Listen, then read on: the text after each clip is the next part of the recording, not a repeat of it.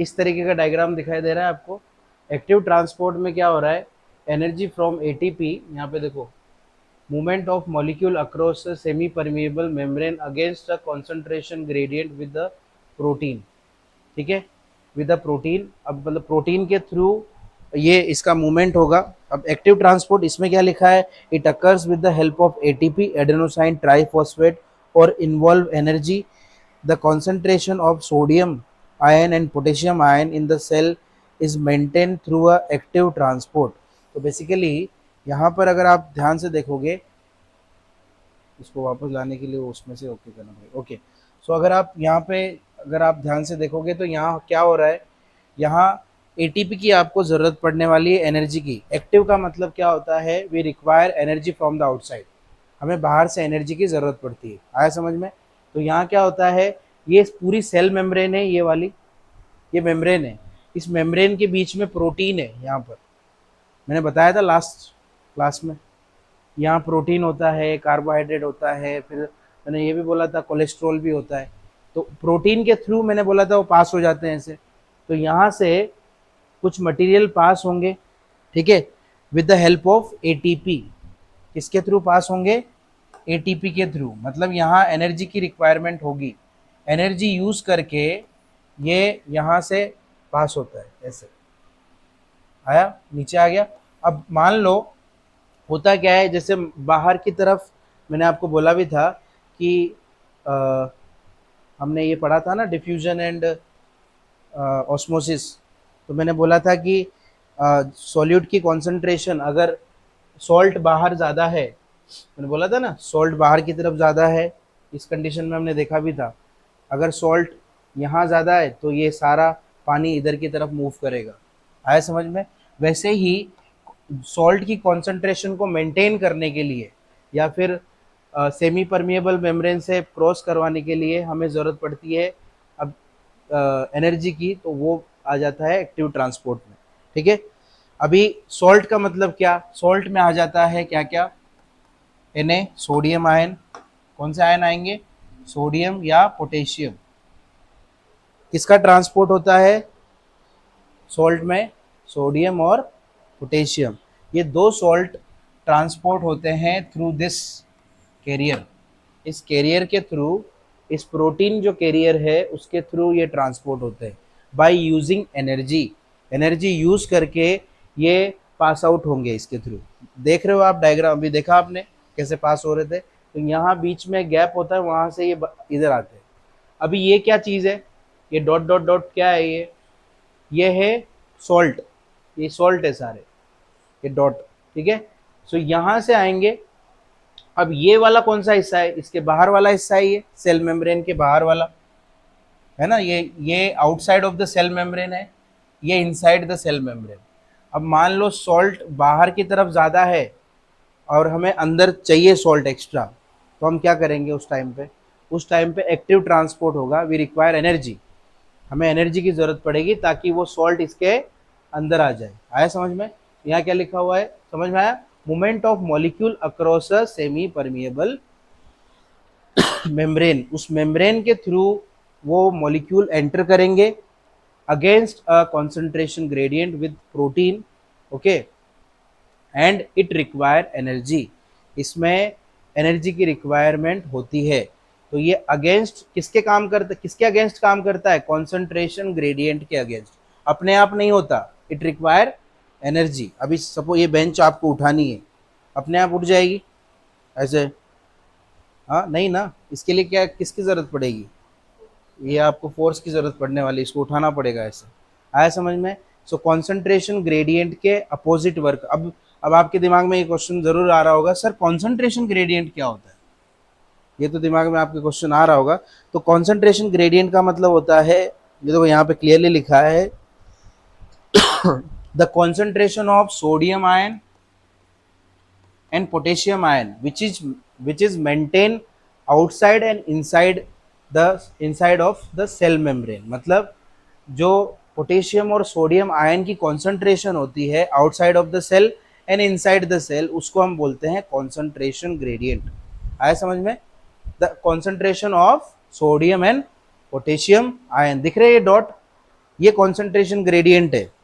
हो सकता है अभी मैंने आपको ये जो लिखा था 50%, ये सब these are the concentration gradient. 50% concentration, 50% concentration, यहाँ पे कितनी 70%, ये 30%, ऐसा मान के चलते। आया समझ में? तो इसको हम क्या बोलते हैं? Concentration gradient. याद रखोगे ये वर्ड, ये इंपॉर्टेंट है, इसमें भी लिखा हुआ है इसलिए बता रहा हूँ। तो यहाँ क्या लिखा हुआ है? The concentration of sodium and potassium ion in the cell are maintain through, किसके थ्रू मेंटेन होगा? Through the active transport. ये कॉन्सेंट्रेशन ग्रेडियंट या कॉन्सेंट्रेशन इन दोनों की किसके थ्रू मेंटेन होगी? एक्टिव ट्रांसपोर्ट, ठीक है। एंड इट रिक्वायर एनर्जी, बस इतना पॉइंट याद रखना। क्लियर? ओके। कैसे पास होंगे समझ में आया? एक प्रोटीन के थ्रू पास होता है, ये एक प्रोटीन का ऐसा स्ट्रक्चर होता है, उसके थ्रू ये पास होता है। क्लियर? अब ये जो पास हो रहे हैं वो सब क्या है? एक सोडियम है, दूसरा पोटेशियम है। आया समझ में? ओके, चलो नेक्स्ट। ये इधर तो काम नहीं कर रहा है, इसको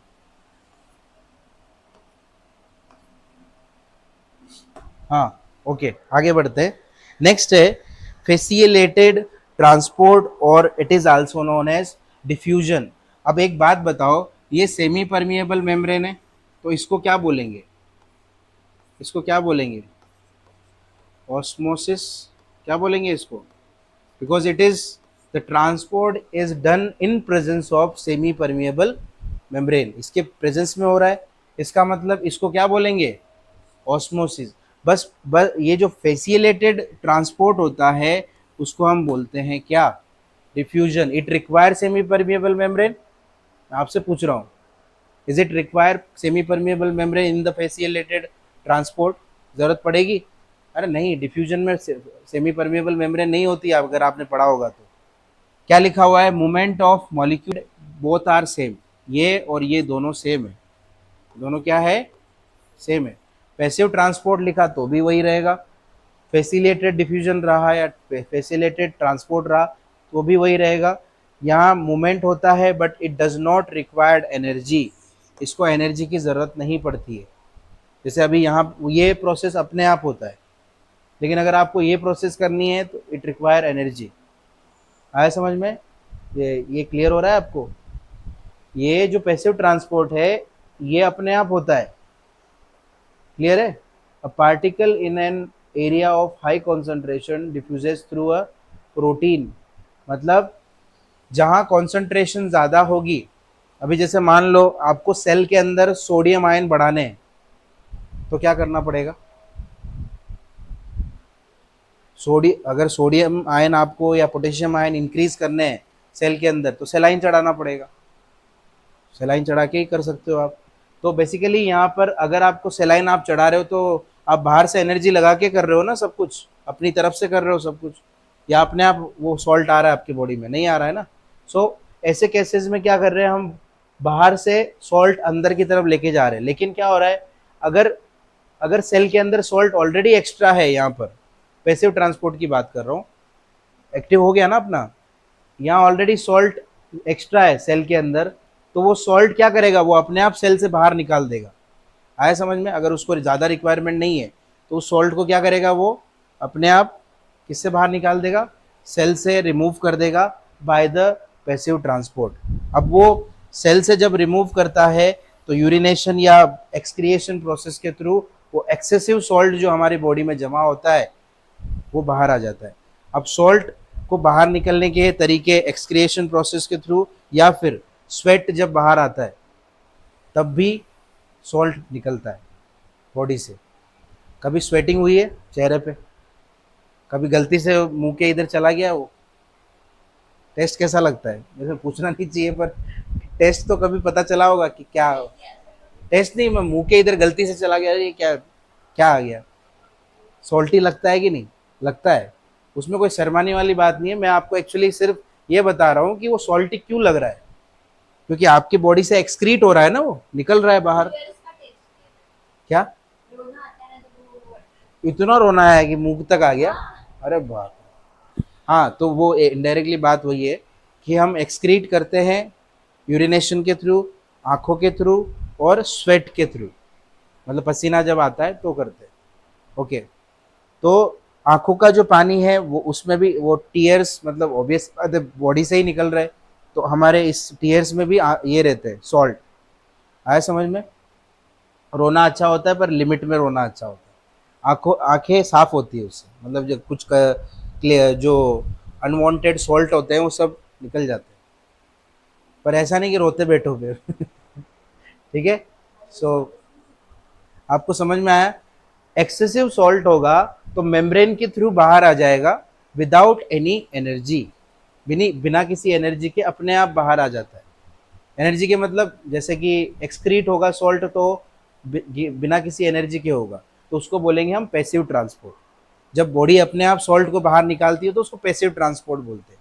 लेकिन बॉडी जब सॉल्ट को अंदर लेती है, वी रिक्वायर एटीपी, हमें एनर्जी की ज़रूरत पड़ती है। खाना खाएंगे तो एनर्जी की ज़रूरत पड़ेगी, खाने के लिए पड़ेगी कि नहीं? हाथ से खाएंगे, खाना अंदर जाएगा, तो हम एनर्जी ले रहे हैं अंदर, फिर उसके थ्रू हमें सॉल्ट मिलेगा। नमक डाल के खाते हैं ना, नमक डालेंगे, सब्जियों जो वेजिटेबल्स होते हैं उसमें मिनरल्स होते हैं, जो वेजिटेबल्स हम खाते हैं। आया समझ में? तो ये पैसिव एंड एक्टिव ट्रांसपोर्ट में डिफरेंस है। आया क्लियर? यहाँ बाहर से अंदर आ रहा है, एक्टिव ट्रांसपोर्ट में require energy, it does not require energy, salt is moving from inside to outside. Clear? Okay, next. ये हो गया मीडिएटेड ट्रांसपोर्ट। समझ में आया मीडिएटेड ट्रांसपोर्ट?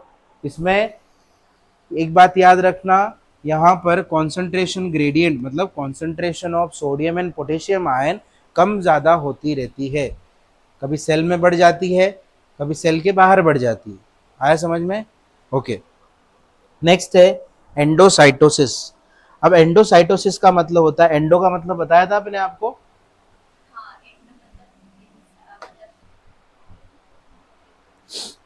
एंडोसाइटोसिस इस एंडोसाइटोसिस और एक्सोसाइटोसिस जो है वो एक्टिव ट्रांसपोर्ट में होता है। ओके, वही है ना active transport, endocytosis and exocytosis cytosis.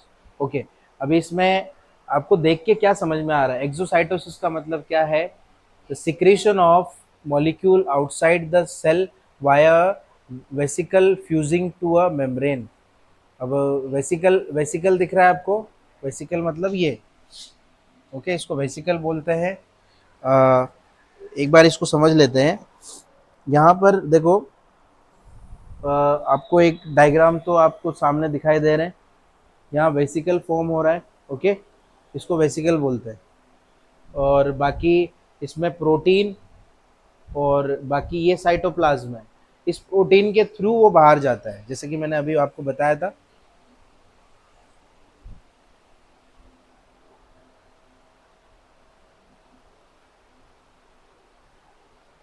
ये वेसिकल फॉर्मेशन हो रहा है, यहाँ पर दिख रहा है आपको?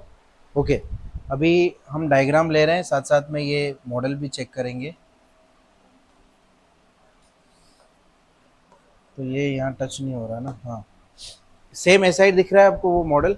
ओके, अब इसमें देखो, endocytosis is a cellular process in which the substance are taken into the cell.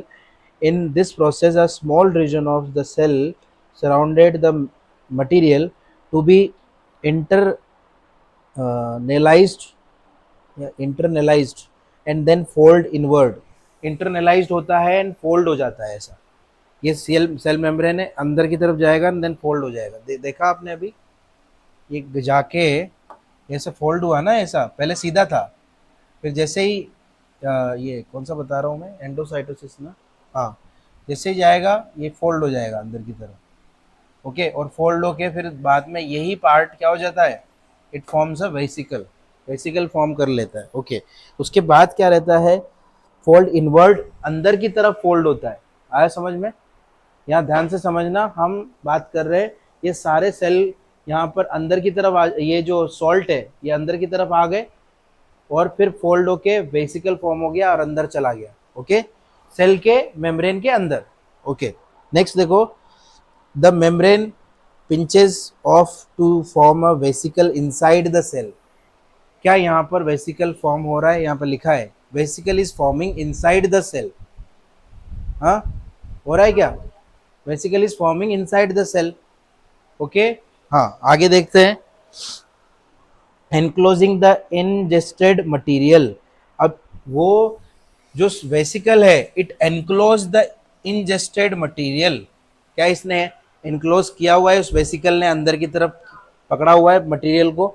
It, तो क्या लिखना है, the cell membrane will carry this ingested material, ये अंदर की तरफ जो मटेरियल आ रहा है, it capture this ingested material and after some time it will form a vesicle and it comes inside the cell. आया समझ में? आप अपनी लैंग्वेज में भी तो लिख सकते हो ना, एक सेल मेम्ब्रेन है, फिर उसने क्या किया, बाहर से मटेरियल को कैप्चर किया, कैप्चर करके उसने क्या फॉर्म किया, ऐसे सेल के अंदर ऐसा ये बना दिया, क्या बोलते हैं उसको अभी, इट फोल्ड्स इनवर्ड, ऐसे लिखना है, it folds inward and it will carry this material and it forms the vesicle and this important material which is inside the vesicle। ठीक है, ये सारे किसके अंदर होंगे, वेसिकल के अंदर होंगे। यहां तक समझ में आया? Okay, next, endocytosis includes phagocytes cell eating, pinocytes cell drinking. मतलब ये इसके अंदर क्या क्या होते हैं, बेसिक ये जो है ना एंडोसाइटोसिस, उसके अंदर क्या क्या रहता है। एक तो सेल ईटिंग प्रोसेस होती है, सेल ड्रिंकिंग मतलब सेल पीती भी है खाती भी है, खाना पीना तो चलता रहेगा ना सेल का भी, जैसे हम खाते पीते हैं तो ये सेल भी खाती पीती है। ओके, अभी इसमें receptor mediated endocytosis, all this process require ATP, इन सारे प्रोसेस के लिए एटीपी की ज़रूरत पड़ती है। अब मैंने आपको बताया था, आपको पता होगा एटीपी की ज़रूरत किस में पड़ रही है, बताओ मुझे ज़रा, दोनों में से किस में पड़ रही है? एक्टिव ट्रांसपोर्ट में पड़ रही है। और ये प्रोसेस, इस प्रोसेस का नाम क्या है दोनों में? So it require ATP.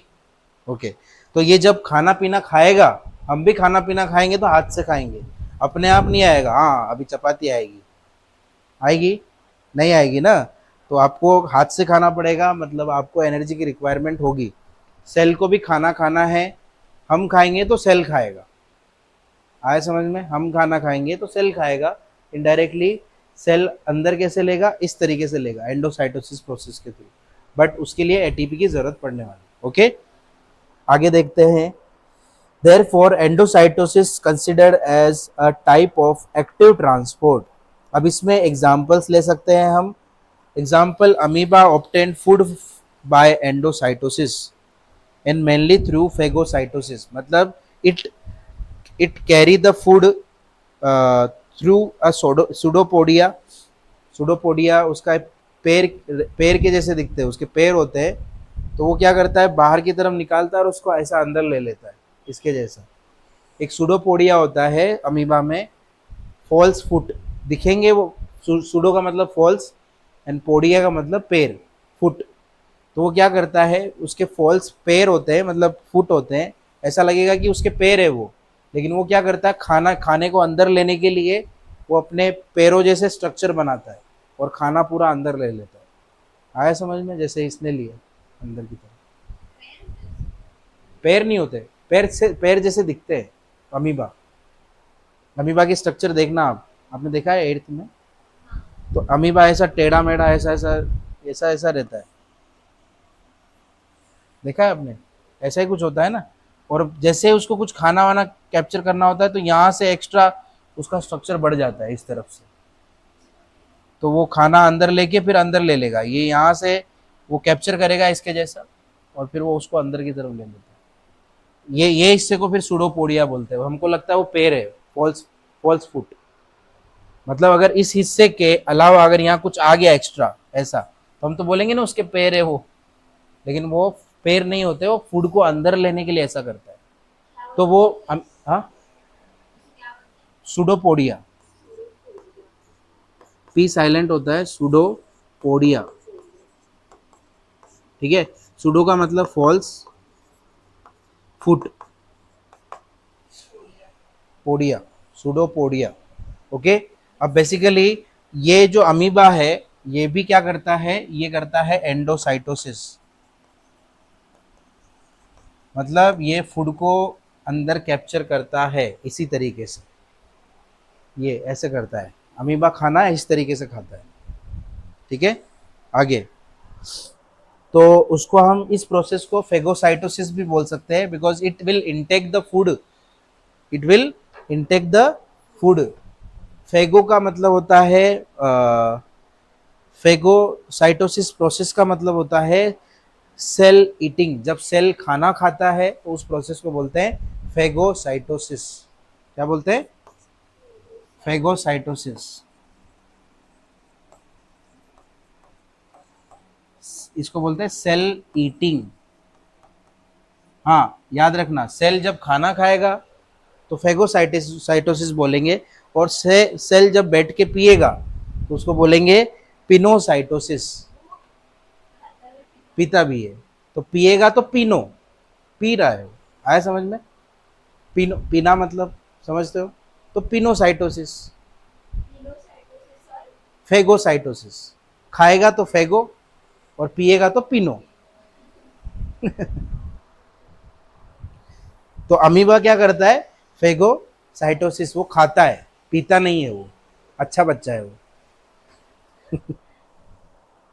Okay, next है एक्सोसाइटोसिस। अब एक्सोसाइटोसिस का मतलब है कि वेसिकल अंदर है ऑलरेडी, एक्सो में देखो ऑलरेडी अंदर है वेसिकल। हाँ, ओके। अब हो क्या रहा है, यहाँ वेसिकल अंदर है लेकिन इसको अभी बाहर निकालना है इस फूड को। तो क्या करेगा वो जाके प्रोटीन से बाइंड हो जाएगा वहां पे, प्रोटीन बाइंडिंग होगी। देखो अभी इस प्रोसेस को मैं समझाता हूँ। Exocytosis is a essential mechanism in both plants and animals, act as opposite of endocytosis. In this process the vesicle containing cellular material, vesicle जो है इसके अंदर सेलुलर मटेरियल्स होते हैं। इसके अंदर क्या होगा? Cellular material. ओके, अब ये सेलुलर मटेरियल जो है, it will carry this cellular material, ये यहां से लेके जाएगा कहां पर? मेम्ब्रेन की तरफ। अब ये अभी कहां फ्लोट कर रहे हैं ये बताओ? ये फ्लोट कर रहे हैं साइटोप्लाज्म के अंदर।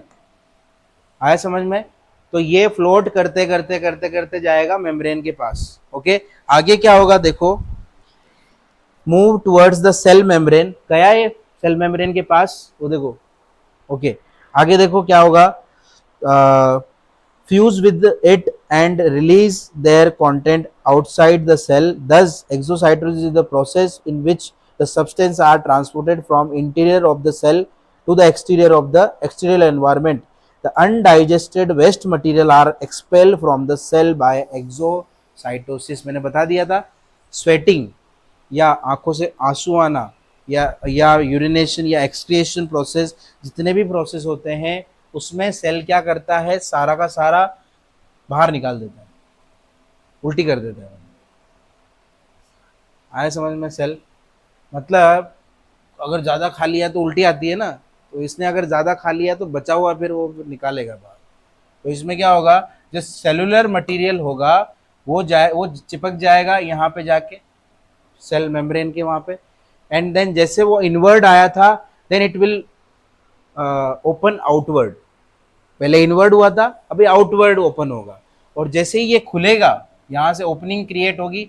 ओपनिंग क्रिएट होते ही यहाँ से जितने भी मटेरियल है वो बाहर आ जाएंगे, और फिर वो मटेरियल अलग अलग फॉर्म में बाहर निकलते हैं हमारे बॉडी से। एक्ने के फॉर्म में, एक्ने के फॉर्म में भी निकलते हैं।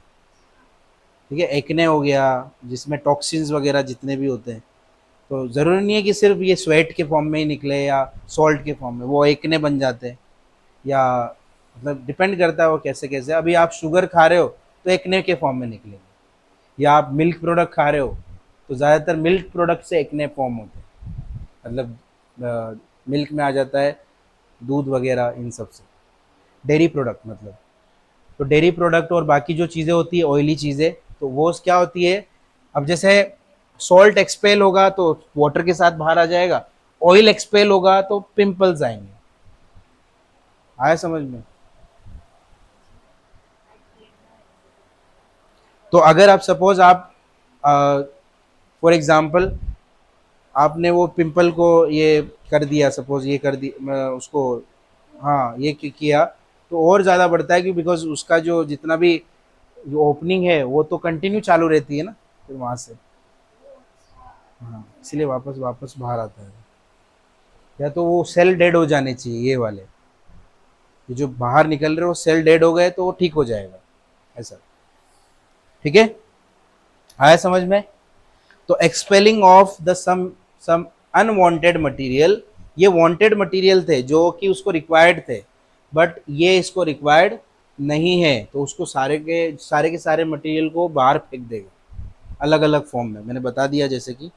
ठीक है।